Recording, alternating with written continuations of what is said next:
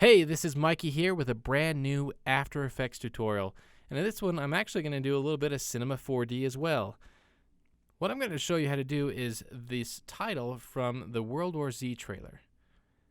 And the words were done in Cinema 4D, and the compositing and the background was done in After Effects. Now, I want you to know that this tutorial does not take any third-party plugins. I didn't use Element, I didn't use optical flares, I didn't use anything but what comes with After Effects CC. That's the brand new version of After Effects just released. It's really cool, and it has the new Cinema 4D pipeline built in. And that's what I used for the 3D, and also this flare I used, which is the built-in plugins. And I'm going to show you how to do that exactly. And now before we jump over to Cinema 4D to build the 3D lettering, I want to do this background, this cloud background. Now I wanted to build this in After Effects so you didn't have to have any cloud footage or stock footage of mist or environment, stuff like that. I want to show you how to do this in After Effects. So let's start off with a new composition. Call this WWZ. And I want this to be more of a cinematic feel, so I gave it the extra widescreen 1920 by 960 instead of by 1080.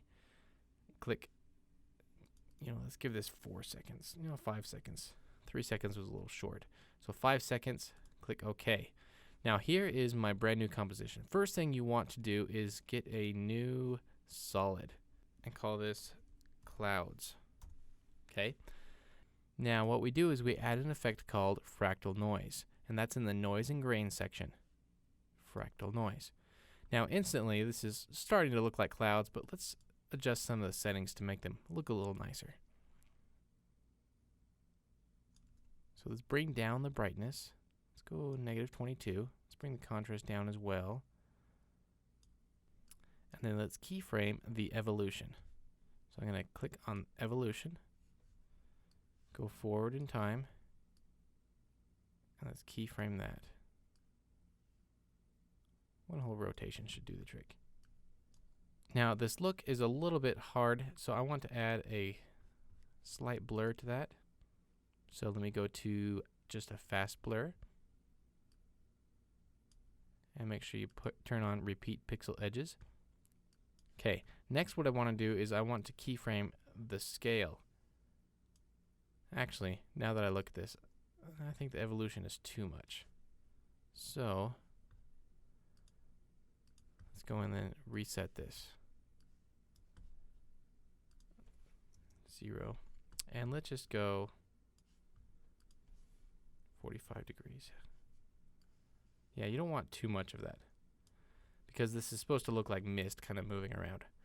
So let's go into the scale. So into the transform and scale. And I'm going to actually I might move the position as well, maybe the rotation. So I'm just going to keyframe everything. Not the opacity, because I'm going to change that later. Now I'm going to zoom back out, as I want it to start kind of wide and down. And let's rotate a little bit. And then as it progresses,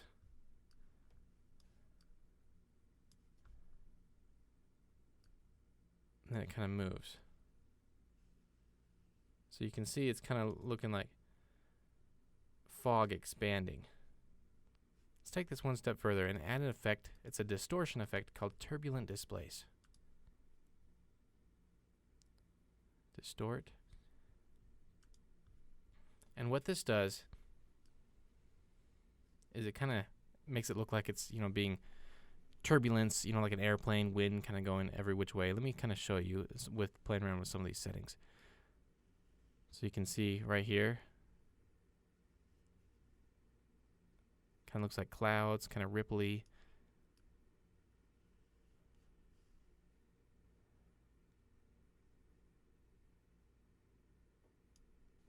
So then what I want to do is I want to keyframe the size and the amount. And then as I go forward, let's now bring the amount up more and the size down.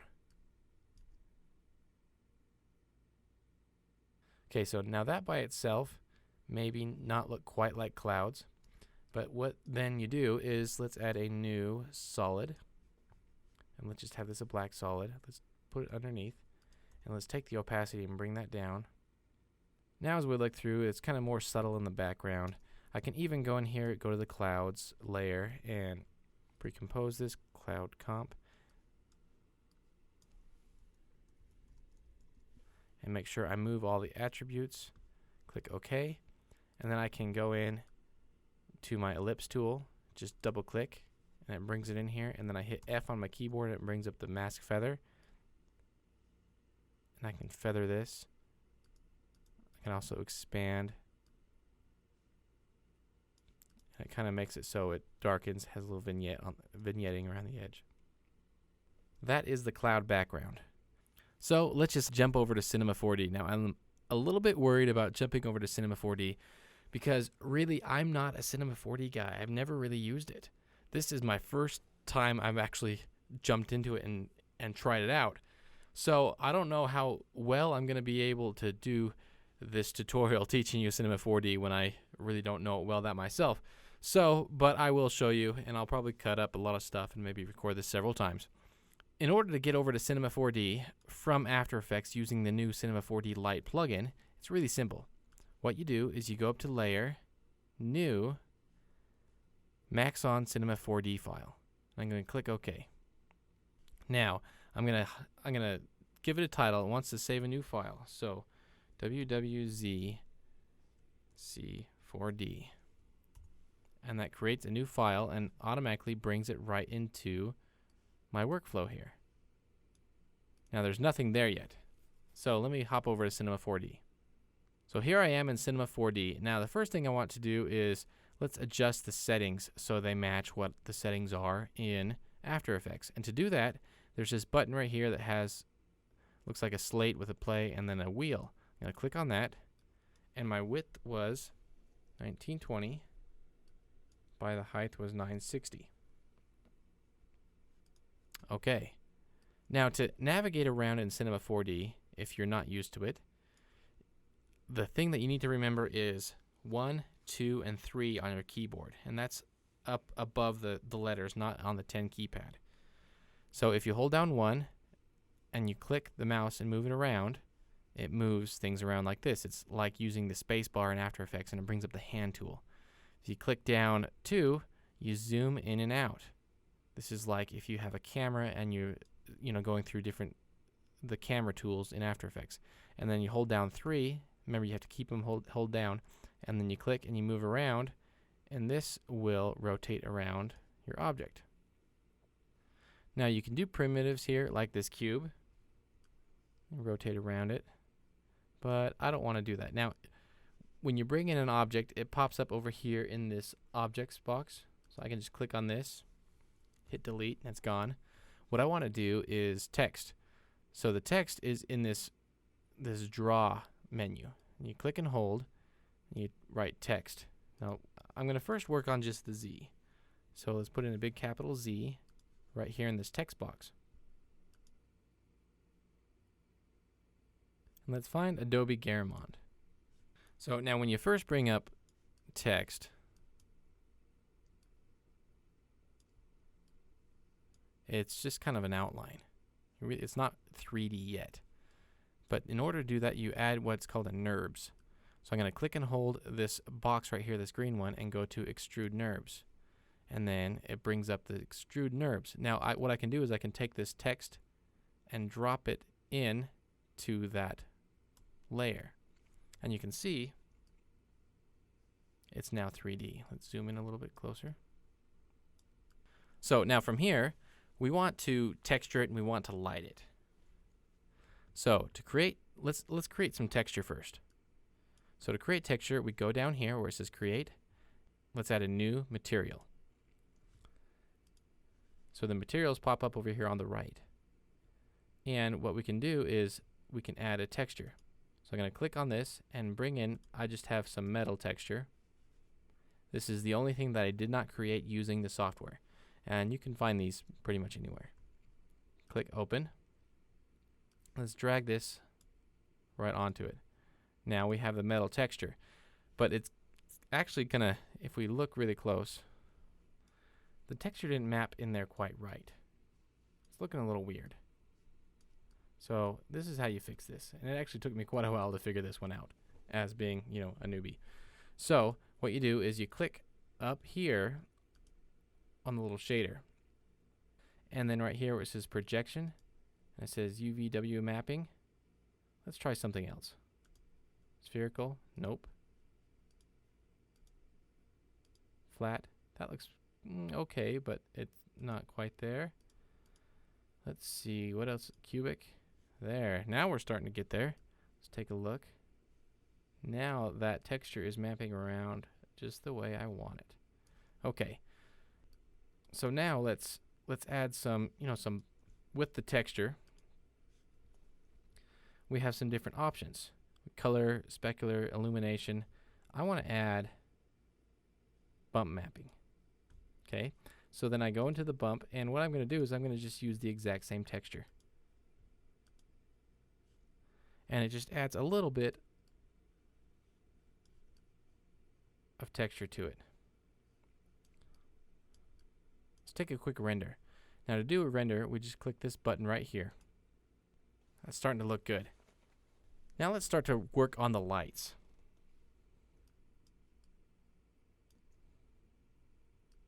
Let me kind of center things out. So let's grab a new light. And what this does is it places it right on the center of your workspace. And I want to move this light.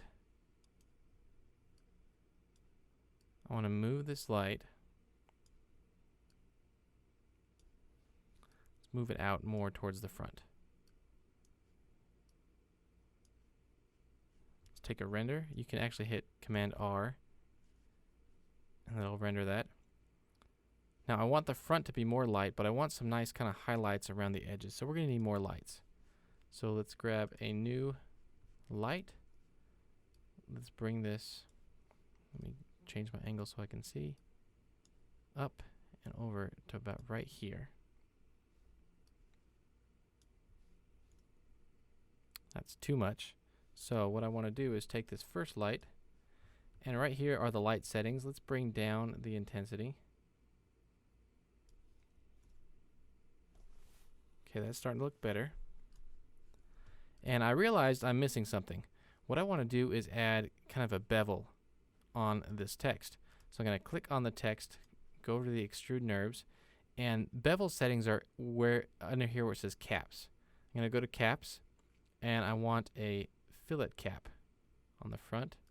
Let's put one on the back as well. And let's bring the radius down.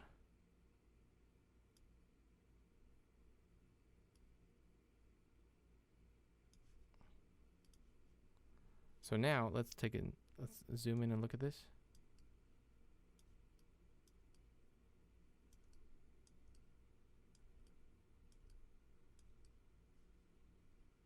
You can see it's got a nice bevel on it.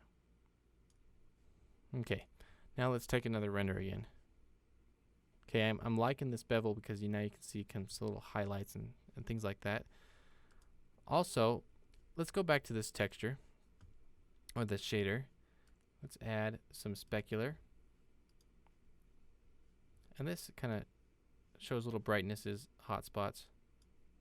And let's crank that specular up. Way too much. Okay, I like this because there's little bits of light here and there. Maybe it's a little bit bright still. Let's bring that down about 150. Okay. And I want to add one more light and have this be up higher.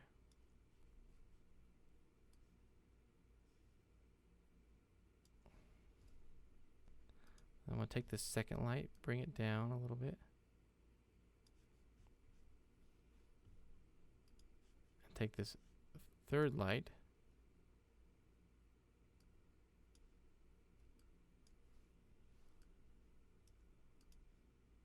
Let's bring it a little bit more towards the front. And really you just got to kind of mess around. I'm not really the best at lighting things, but I kind of, just play around until I got what I like. The front is still a little bit too bright. Let's bring that down. Let's get a different angle. So I'm liking this. Now that I have this Z set up, I want to now write out the rest of it. World War. So let's add a new text layer. Type in World War. Let's find the font we're looking for. Adobe Garamond.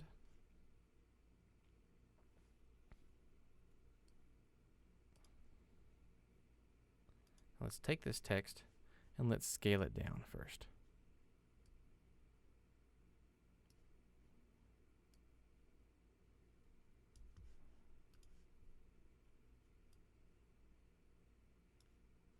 Let's move it into position.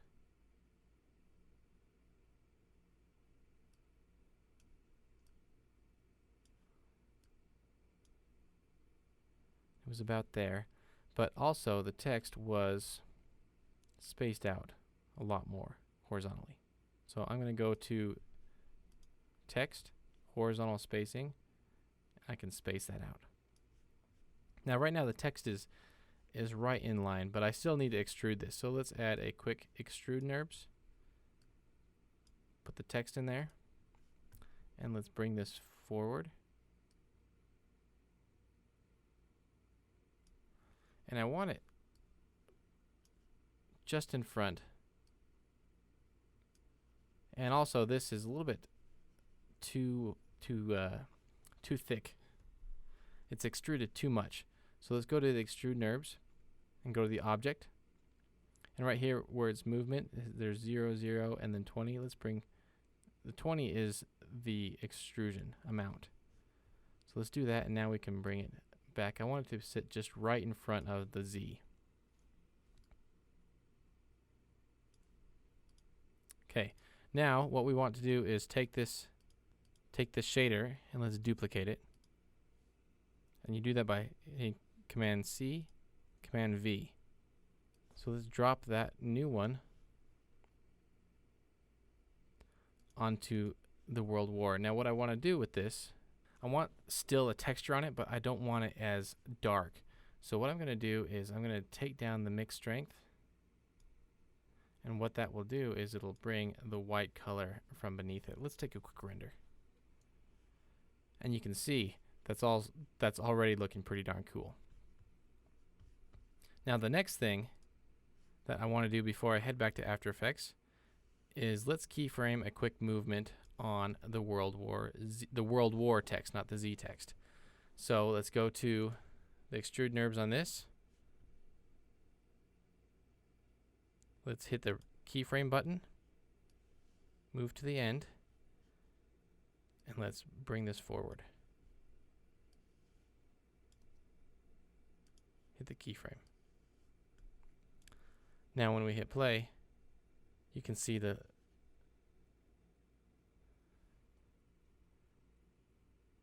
words are coming forward. Okay. Let's take a quick render. Looks pretty darn cool. Now in order to get this back into After Effects, all you have to do is hit save. So Command S, and let's go back to After Effects. And here it is in After Effects. Now it looks a little weird for a couple of reasons because I didn't have my camera lined up, but what you can do is you can do a couple of things. You can use the Cinema 4D camera, or you can map it to a camera in After Effects. So if I go back to Cinema 4D, in order to use this camera, I want to arrange this the way I want. And then hit save. Let's go back to After Effects, and it'll update. Now it also looks a little weird because it's not on the render settings. So here in the Cineware plugin, you go to the renderer, go from software to final. And let's change my resolution here. And you can see now that's starting to look more like it. Let's go back into Cinema 4D. Save that again. Okay. Now we have the World War Z right where we want to. And I can hit render here in After Effects. It's a little bit slow. Let's bring this resolution down. And you can see it's moving. Now, what I did was, this is set at 3 seconds, but my composition is set at 5, so we need to change that in Cinema 4D. And this is set at 30 frames a second at 3 seconds. That's why there's 90. So we need to add another 60 frames.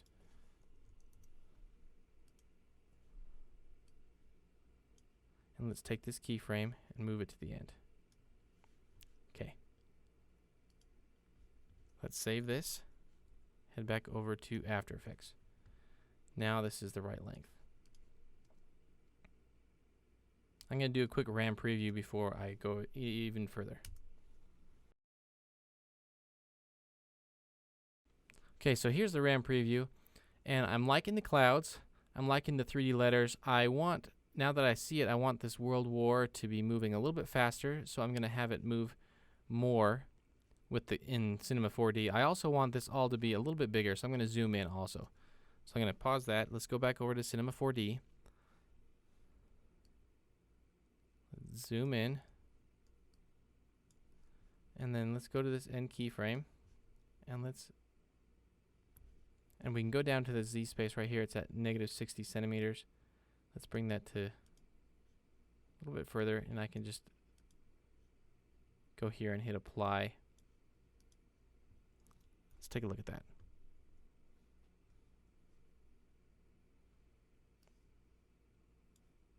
So here's where it is at the beginning and at the end. That's about perfect. Okay. Now that we have our 3D text done, let's work on compositing this together with the light flare and the color correction. So I'm going to go into this and go into software mode.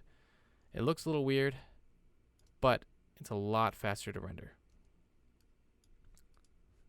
Let's actually go into draft. So first off, let's do the lens flare. And the lens flare, I want to use just the built-in one. Now, I have a preset called Lens Flare Plus, and it's free to download. Just click on the link that you see on this YouTube page, or you can click on the link in the description, and it'll take you to my video explaining it, how to use it, and where to download it. So, but I'm going to be using this right now. And how to use that is, let's add a new black solid. Has to be black. And I'm going to my presets, and I'm going to get my Flare Plus, and just drag it and drop it on there. And this takes the built-in lens flare and just makes it look a little nicer. So you can see there's kind of a lot more dynamic, more things going on. So I want to take this and let's move it to the 105mm prime. And what I want to do is just take this and make it really small, because the flare happens right here on the D.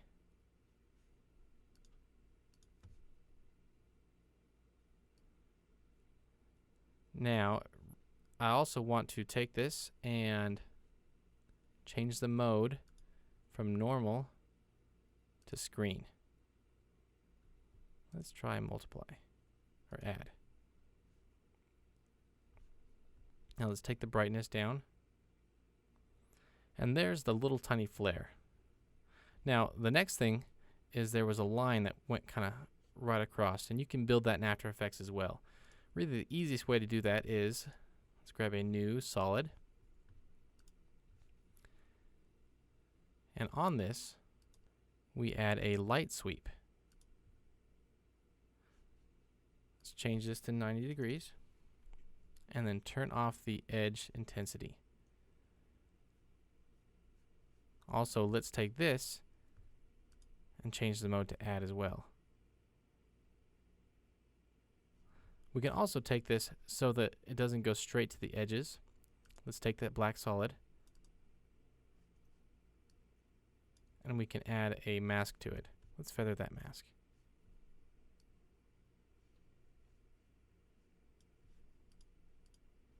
Okay, so there's the flare.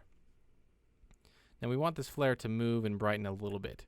So let's go back to the original, just the flare with my Flare Plus, and let's keyframe at the beginning of this. And let's go to the end. On this point, it should be moved just a little bit and brighten up.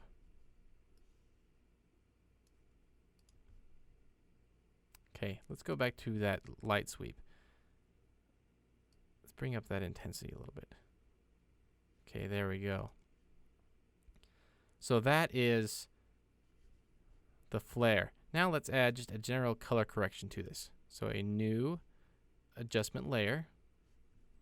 And let's add a curves.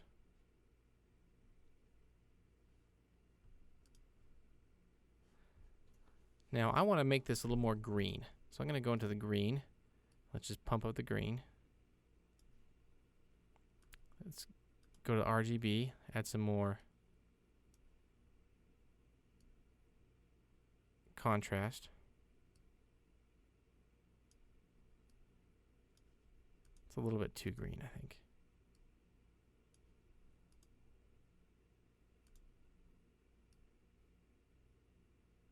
Let's add a little yellow.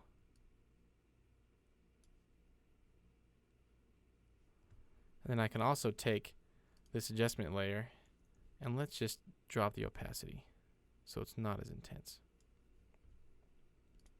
Okay, there's my final look. Let me change the settings to, let me change the render settings, and let me do a RAM preview, and then I'll show you the final.